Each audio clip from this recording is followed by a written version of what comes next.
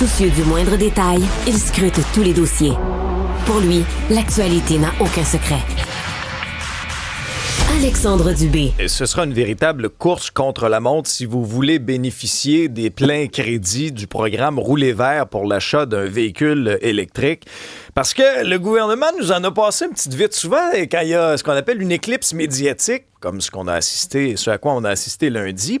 Toute l'attention médiatique était sur Chrystia Freeland. Et là, dans ce temps-là, nos spécialistes en communication, ils sont comme c'est le temps d'annoncer une mauvaise nouvelle. Lundi soir, on envoie un communiqué du côté du ministère de Benoît Charette à l'environnement. Communiqué de presse. Puis là, tu le lis. Puis après ça, quand tu regardes à la fin là, d'un paragraphe, le programme Rouler vert, en raison de l'importante demande générée au cours des derniers mois, le programme sera suspendu temporairement à partir du 1er février prochain. Ils nous ont noyé ça dans un communiqué de presse. Et des petites nouvelles, par exemple, pour vous autres, là, mes spécialistes des communications du gouvernement, on est quand même attentifs, puis vous nous en passerez pas une petite vite. Antoine Joubert est chroniqueur automobile au Guide de l'Auto. Salut, Antoine. Salut. Alors, ça a été quoi, toi, ta réaction? Parce que là, la réalité, là, c'est que si, par exemple, quelqu'un nous écoute et achète un véhicule électrique, jusqu'au 1er décembre, il va avoir 7 000. Il l'achète le 1er janvier, ça va tomber à 4 000. Puis en février, pour le même véhicule, 0. 0. Exactement. En fait, ça a été quoi ma réaction? C'est que c'est une multiplication de gestes hypocrites de la part de Benoît Charette ou de quelqu'un qui n'a pas fait sa job au gouvernement. Parce que, retournons 2 semaines en arrière, à l'époque où Benoît Charette était partout dans les médias en annonçant qu'il fallait absolument se procurer un véhicule électrique, que c'était le moment ou jamais de le faire. On avait des articles où on vantait les avantages des véhicules électriques. On nous traitait presque de stupides si on achetait un véhicule à essence. Là. On était presque là. En plus, il allait dire dans les journaux que de toute façon, on allait manquer d'essence d'ici quelques années, fait qu'aussi bien faire le virage aujourd'hui, et qu'on commençait même à fermer des stations d'essence faute de demande. Alors, c'est du gros n'importe quoi. Et 2 semaines après, on apprend, et comme tu dis, là, on a essayé de passer ça en 2 gros dossiers, là, sans que ça paraisse. J'étais très content de prendre la balle au bon là-dessus, mais on a essayé de nous passer ça sans que ça paraisse, le retrait de ces crédits-là, et on dit temporairement. Permets-moi d'en douter, parce que là, moi, la première critique que j'ai à faire, moi, je pense pas uniquement aux consommateurs qui vont en souffrir, parce que le consommateur, évidemment, c'est un impact individuel, mais jamais on a réfléchi à l'impact de l'industrie. J'ai l'impression que le gouvernement n'a pas idée à quel point on ne peut pas se retourner sur un dissous le temps d'une fin de semaine dans l'industrie automobile. Ça a pris 2 ans s'ajuster à la demande des Hyundai Ioniq 5 sur le marché. 1 an et demi, disons.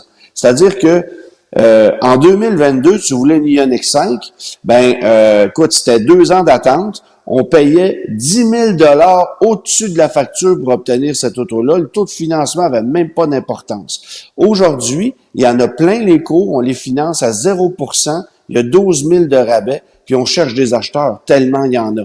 Alors, l'industrie automobile a répondu à la demande des concessionnaires qui disaient à l'époque « Hey, ça nous prend des Ioniq 5, on en manque, il y a une demande chez nous au Québec. » Mais en même temps, on a tellement dirigé les véhicules ici parce qu'entre-temps, évidemment, on a perdu les crédits du côté de la Colombie-Britannique, l'autre endroit au Canada où les véhicules électriques se vendaient, que tout l'inventaire canadien, ou à peu près, s'est retrouvé chez nous au Québec.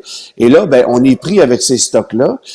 On n'est pas dans une période d'achalandage chez les concessionnaires en ce moment. Là, le party est terminé dans la mesure où les véhicules ne se vendent pas en décembre, encore moins en janvier. Décembre, janvier, février, ce sont les mois creux de l'automobile. Et je veux juste illustrer une chose. Actuellement, il y a 1907 Volkswagen ID4 dans le réseau de concessionnaires québécois, à travers une 50aine de concessionnaires québécois, ce qui veut dire que par concessionnaire Volkswagen, vous allez retrouver une 50aine de ID4 disponibles pour livraison dès le 6 janvier parce qu'il y a un rappel sur ces véhicules-là. Ça veut dire... C'est tellement Ça veut important dire ce qu'on que va tu viens de avoir... dire. Oui, vas-y. Alors, ça n'a pas d'allure. Mais ce que ça veut dire, c'est que, considérant qu'on est au 6 janvier, qu'il y a des week-ends là-dedans, il reste une quinzaine de jours à ces concessionnaires-là pour pouvoir d'abord effectuer le rappel sur tous ces véhicules-là, ce qui est impossible. Là. Tu ne feras pas 2000 rappels en 15 jours ou en 3 semaines pour pouvoir préparer ces véhicules-là, les vendre, trouver des pneus d'hiver, faire les inspections. Je veux dire, on vend pas un véhicule en 10 minutes comme on vend une chemise. C'est plus complexe que ça. Il faut que le consommateur puisse l'assurer. Puis j'ai pas besoin de te dire que c'est pas le 10 janvier que les gens magasinent un véhicule. Le 10 janvier, les gens se remettent du temps des fêtes, regardent leur compte de carte de crédit, puis ils disent « Ouais, je vais peut-être attendre un mois de plus. » Fait que c'est un mois catastrophe, c'est un scénario catastrophe. J'ai parlé hier à des gens de Kia, de Hyundai, de Chevrolet, de Volkswagen et de Tesla. Tout le monde est en beau fusil, et je pèse mes mots, tu l'auras compris, parce que on n'est plus capable de s'ajuster aux girouettes qu'on a au gouvernement. On change d'idée comme on change de chemise, puis on n'est pas capable de s'adapter à cette réalité-là. Alors là, on nous dit, en plus, on retire les crédits provinciaux dès le 1er février, malgré des stocks innombrables qu'on a chez les concessionnaires. On a des stocks de modèles 2024, là, pas 2025. Là. On a des stocks de modèles 2024 qu'on pensait écouler probablement jusqu'en mars, avril, considérant le crédit de 4 000. Là, il n'y en a plus. Fait qu'imagines-tu la catastrophe?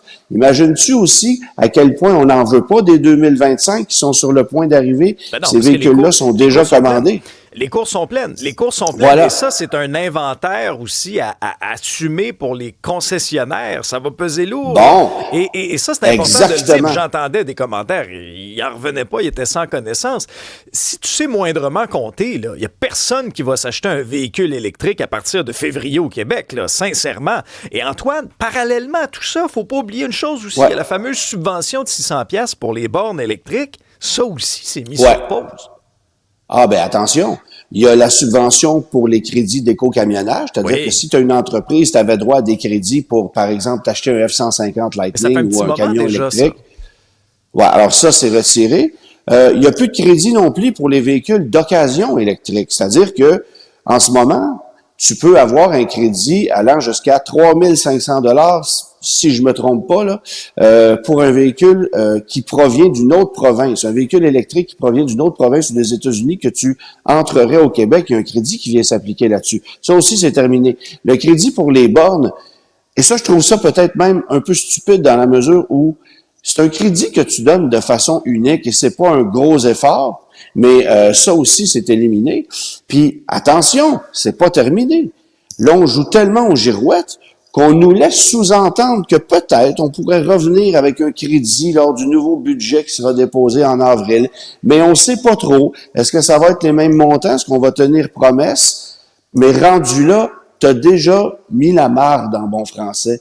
T'as foutu le bordel dans l'industrie et on sait aussi que on va probablement rentrer en élection fédérale. Là, t'es même mieux placé que moi pour le savoir. Alors, si ça arrive, et qu'il y a un nouveau gouvernement qui est formé et qu'on retire le crédit fédéral, bien, le dernier 5 000 qui restait, ça vient de sauter aussi. Donc là, tu vas te retrouver en l'espace de quelques mois, et ça, c'est évidemment de façon théorique, avec un véhicule qui avait 12 000 $ de crédit puis qui tombe à zéro. Qu'est-ce que ça a comme impact? Ben, ces véhicules-là vont rester dans la cour et les concessionnaires, il y en a qui vont pratiquement devoir remettre les livres parce que si tu as 70, 80, 100 véhicules électriques dans ta cour qui sont financés et que tu n'as pas d'acheteur, à 60 000 $ la copie ou à 50 000 $ la copie, à des taux de financement qui sont quand même plus élevés que ceux qu'on octroie pour les vendre en passant, là, ben, ça coûte extrêmement cher. Et là, peut-être que les constructeurs automobiles qui sont furieux contre la province de Québec vont quand même dire « OK, on va essayer de faire des efforts, on va trouver des solutions stratégiques pour essayer d'amenuiser le mal, mais il en demeure pas moins qu'on sera pas capable de pallier pour ce 12 000 ou ce 9 000, devrais-je dire, parce qu'on savait déjà que le 9 000 arrivait, là, mais on sera pas capable de pallier pour ce montant-là. Et juste pour te donner une idée, Un Hyundai Kona électrique, ça se vend en ce moment, c'est populaire, les gens l'aiment bien, ce produit-là. Mais ils l'aiment pourquoi? Parce que c'est écologique? Peut-être un peu, parce qu'on met pas d'essence. Mais parce que le coût de revient de ce véhicule-là est à peu près 5 000 $ plus élevé en ce moment qu'un équivalent à essence. Alors, tu fais tes mathématiques, tu apprécies la conduite d'un véhicule électrique, tu te dis, je fais un geste environnemental, ça me coûte un peu plus cher, puis je mets pas d'essence, je suis capable de rentabiliser ça dans quelques années, voire dans 2-3 années, puis c'est fait. Mais là, l'écart serait de 18 000 $. Aïe, aïe. Entre un Kona à essence et un Kona électrique à équipement équivalent, 18 000 $, tu vas en mettre de l'essence, mon ami, là, avant de te rendre là. Puis l'autre truc, c'est qu'il faut pas oublier une chose. Un véhicule électrique, ça coûte plus cher d'assurance, ça coûte plus cher de pneus et ça coûte à long terme plus cher d'entretien. Je parle pas à court terme. Les 5 premières années, un véhicule à essence coûte un peu plus cher, mais à long terme, et particulièrement le Hyundai Kona dont je te fais mention, c'est un véhicule qui va te coûter plus cher d'entretien parce qu'il y a quand même plusieurs éléments là-dessus qu'il faut entretenir et à fort prix. Bon. J'ose espérer que l'industrie va s'ajuster puis qu'on va multiplier les centres de services où les coûts d'entretien de véhicules électriques sont raisonnables, mais le manque de formation, le manque de main-d'œuvre pour ces véhicules-là fait en sorte qu'aujourd'hui, c'est la réalité. Donc, financièrement parlant, il n'y a plus rien qui tient la route. Et là, bien évidemment, tu as des constructeurs qui ont des stratégies bien spécifiques basées sur le marché du Québec, là. On a pris tellement au sérieux les demandes du Québec qu'on s'est ajusté. Et je vais te donner l'exemple de Dodge, qui a dévoilé récemment sa Dodge Charger Daytona, qui est électrique. Alors, on a positionné le prix de cette voiture-là à 55 000 $, 54 995, alors qu'aux États-Unis, on la vend à 59 000 $ US. Et pourquoi on la vend si peu cher chez nous? Ben, on la vend pour qu'elle soit admissible au crédit, de sorte qu'après ça, si tu veux mettre des options, on va te facturer plus cher les options, mais au moins le véhicule est admissible. Là, il n'y a plus d'intérêt il y a plus d'intérêt, mais Dodge, là, on n'a pas décidé ça la semaine passée. Ça fait 18 mois, 2 ans qu'on travaille là-dessus. Alors, comment on va réussir à s'ajuster? Tu sais, c'est tout ça. C'est qu'on a l'impression, ça impacte tellement de gens que on sait plus quoi faire dans l'industrie. J'ai l'impression que le gouvernement du Québec, même à l'intérieur, ne sait plus quoi faire parce qu'on a la stratégie, on a l'objectif à partir de 2035 d'interdire la vente de véhicules neufs à essence. Depuis ce temps-là, on n'arrête pas de mettre des bâtons dans les roues dans l'électrification des transports. Moi, je le dis souvent, c'est une erreur. C'est une erreur de retirer la subvention progressivement. C'est encore plus une erreur de mettre ça sur pause parce que tu vas venir freiner le momentum. Même chose pour les bornes. Je ne comprends pas la transition énergétique de ce gouvernement-là, d'autant plus celle du ministre Charette qui nous explique ça, puis on comprend jamais rien quand il parle. Je ne comprends pas. Puis avec des phrases au conditionnel, hein, parce que tu auras remarqué que dans le communiqué, on parle effectivement qu'on maintient l'objectif zéro émission en 2035, mais on pourrait potentiellement revoir cette stratégie-là si jamais on se rendait compte que ça se pouvait pas. Il y a quelques lignes au conditionnel dans le communiqué qui sont fascinantes. Le seul avantage... Ouais, pour mêler le monde, c'est épouvantable. Le seul truc, par exemple, faut considérer, c'est que si vous avez actuellement une voiture électrique, une petite voiture électrique, par exemple, comme une Chevrolet Bolt ou justement un Hyundai Kona, ben, est-ce que vous réalisez à quel point votre véhicule vient du jour au lendemain de prendre de la valeur? Parce que sur le marché d'occasion, ces véhicules-là sont actuellement difficiles à vendre parce qu'il y en a plein les cours des véhicules électriques chez les concessionnaires et qu'on les finance à 0%. Mais si tu fais exploser les prix de ces véhicules-là à l'état neuf, ben les modèles d'occasion, eux, ben vont prendre de la valeur. Alors pour ceux qui en possèdent déjà, il y a ce petit avantage de dire, ben j'ai un véhicule électrique qui a une meilleure valeur, alors j'ai tout intérêt à le conserver et à l'entretenir. Ça vaut plus la peine que d'aller chercher un neuf. Ou ben je vais faire un profit en leur vendant qui est plus intéressant qu'au moment actuel. Très bon point. Antoine Joubert, merci beaucoup. Avec grand plaisir. Bonne journée.